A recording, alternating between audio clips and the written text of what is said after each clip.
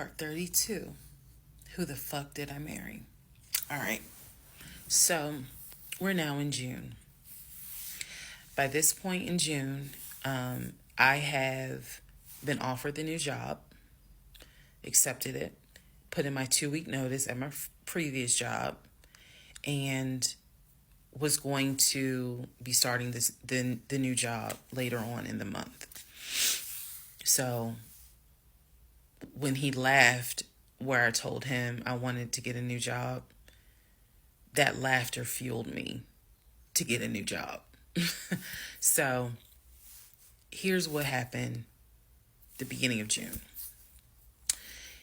At this point, he's completely bedridden. When I say completely bedridden, what I mean is, I'm trying to clarify this so it makes sense. From what I see, he is going to work, but he's calling out a lot more. Okay? So he had already left the condiment company and was working for Apple. So he's calling out quite a bit because the pain is pretty bad. So he's hardly eating. At this point, hardly. For example, if I were to say, I ordered a 10-piece wings, he's eating 2. And that's it. That's all I would see him eat. I was going to work and coming home. The house was in the exact same place that it was when I left. Nothing in the kitchen had been moved.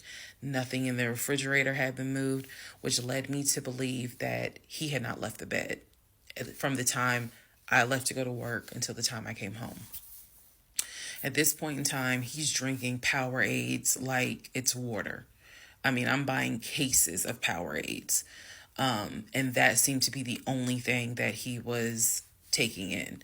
So if he was a 3X when I met him, he's probably at a 1X, maybe a 2X, depending on the clothes. He's lost a lot of weight because he's not eating. So that's the reason why I say he wasn't faking whatever was going on. I think the issue with his knee was a symptom. That was not some football injury. That was not, I hit it at work. It wasn't that. Something else was going on. I had kept asking him to, let me know when you have a doctor's appointment. I'm going to go with you. And he just kept saying he's calling the doctor, and the doctor told him to just keep icing the knee. But I knew better. What was happening was I didn't care because of all the stuff I was finding out. So, beginning of June, he is in the bed, sleep, and I get his phone. I ain't gonna lie. I got his phone. He had a work phone and he had a personal phone. It was the work phone that he had from the condiment company that apparently was never turned in. Follow me. It'll all come out. So he still had the work phone. It was deactivated. But he did not wipe the phone, if y'all know what I mean. Take all the data off. He did not do that. So I looked through the phone and I see this would have been text messages. Text messages between him and a woman named Peaches. I go back to the beginning of the text messages. This is on the work phone. This is the beginning of June of 2021.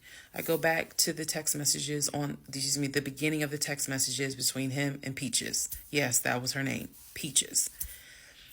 I'm reading the thread because he's knocked out sleep. So I'm in the bathroom with the door locked, reading the thread.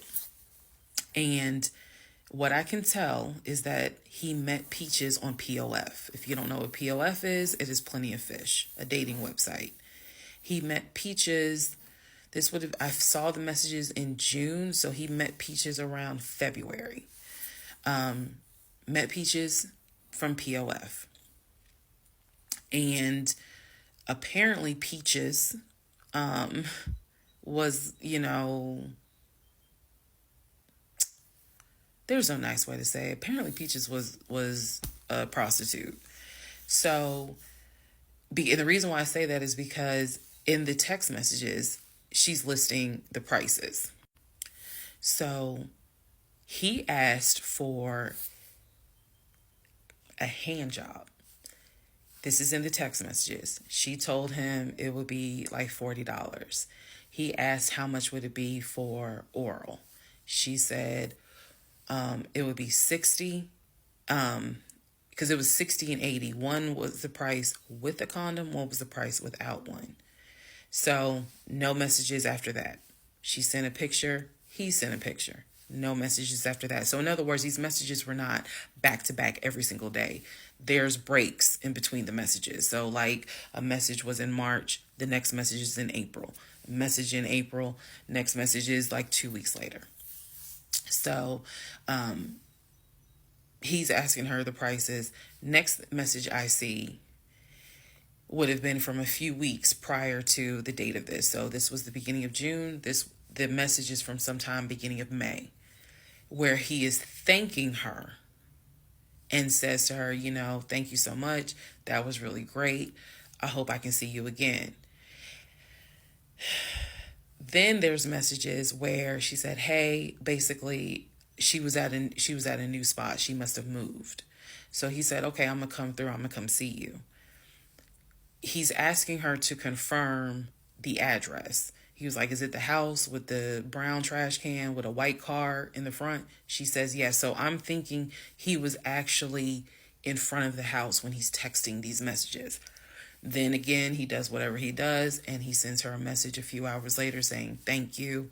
That was great. I'm reading all this. And I will tell you guys something that you may or may not understand. Some women may or may not understand it. The cheating didn't even faze me. Didn't even faze me. I didn't cry. I did not feel like, what did I do wrong? I was relieved. The reason why I was relieved is because up until this point, I kind of struggled a little bit on whether or not, God, you know, I know, Lord, you hate divorce. But I can't stay with a guy that lies. So when I saw the cheating stuff, I was like, oh, shoot, thank you, Jesus. Okay. Because I know my Father in heaven is going to forgive the fact that I'm going to divorce him for infidelity. Go ahead. It's fine. Jesus will forgive me. So I was relieved, to be honest with you. Like, oh, okay. I got grounds now, bitch. That's how I felt.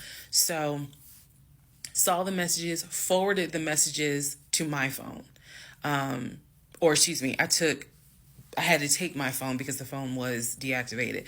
So I kind of had to do a little ghetto. Hold the phone up, take my phone, and take pictures of what I see on the phone, so that I would have proof on my phone.